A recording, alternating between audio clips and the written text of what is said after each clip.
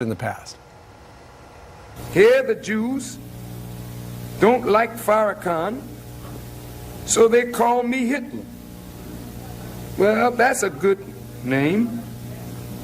Hitler was a very great man. Your country has been taken from you by the synagogue of Satan, the satanic Jews. Because you see, white people deserve to die.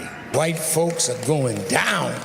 Professor, there were 8 Democrats in Congress that were linked to Farrakhan and seen in pictures standing with him, taking meetings with him. So many Republicans and Democrats said you need to separate yourself from this guy. 3 of them did. 3 black members of Congress did. And now the Nation of Islam is calling them sellouts. Should more Democrats come out and say, you know, you need to stop, you need to all separate yourself from him? What's your response to this? Well, I think more than just separate themselves. I think Keith Ellison has to be fired immediately as deputy chairman of the DNC.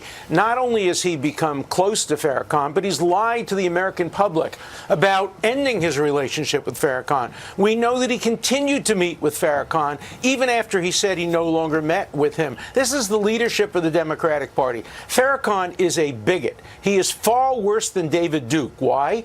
Because Farrakhan has a large following. David Duke is a joke. He doesn't have a large following. He has no influence on university campuses. He has no influence with any major segment of the American public. But we see that Farrakhan has continuing influence within the African American community at the very highest levels. That's why he's so much more dangerous. And he ought to be treated the way we treat David Duke. If any Republican dared to meet with David Duke, that would be the end of their career. It should be the end of the career of any Democrat who has any association with this bigot Farrakhan. Why does he have such a following when he says these kinds of remarks? Because he also tries to help the black community. Yeah. Look, Hitler helped the communities in Germany as well. He ended unemployment. He helped inflation.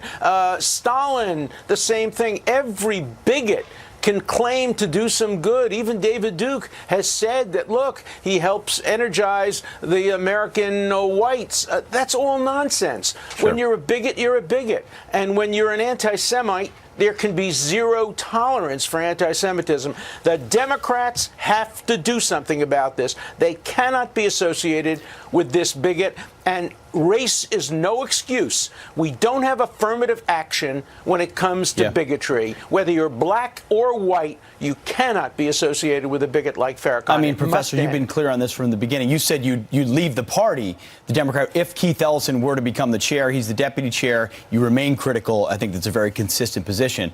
Another Democrat who's been